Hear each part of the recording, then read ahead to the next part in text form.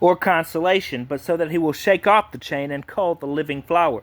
So the famous misquotation is not so much a misquotation, but rather a very crude attempt to misrepresent the philosophical case against religion.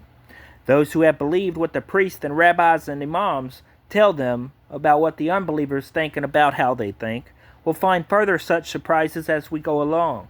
They will perhaps come to distrust what they are told, or not to take it on faith, which is the problem to begin with.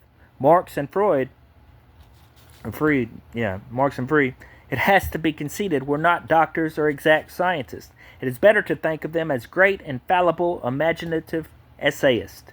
When the intellectual universe alters, in other words, I don't feel arrogant enough to exempt myself from self-criticism, and I am content to think that some contradictions will remain contradictory.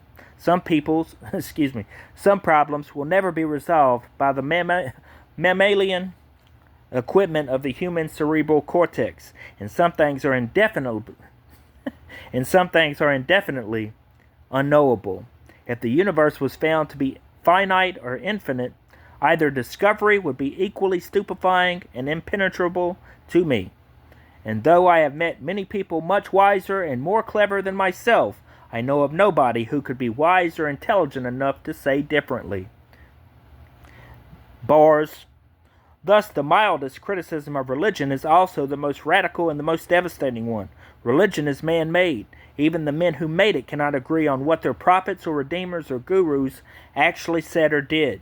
Still less can they hope to tell us the meaning of later discoveries and developments which were, when they began, either obstructed by their religions or denounced by them.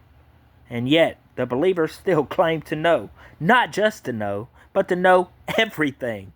Not just to know that God exists, and that he created and supervised the whole enterprise, but also to know what he demands of us, from our diet to our observances to our sexual morality. In other words, in a vast and complicated discussion, where we know more and more about less and less, yet can still hope for some enlightenment as we proceed, one faction itself, composed of mutually warring factions, has the sheer arrogance to tell us that we already have all the essential information we need. Such stupidity, combined with such pride, should be enough on its own to exclude belief from the debate. The person who is certain and who claims divine warrant for his certainty belongs now to the infancy of our species. It may be a long farewell, but it has begun, and like all farewells, should not be protracted. For intelligent people, there is,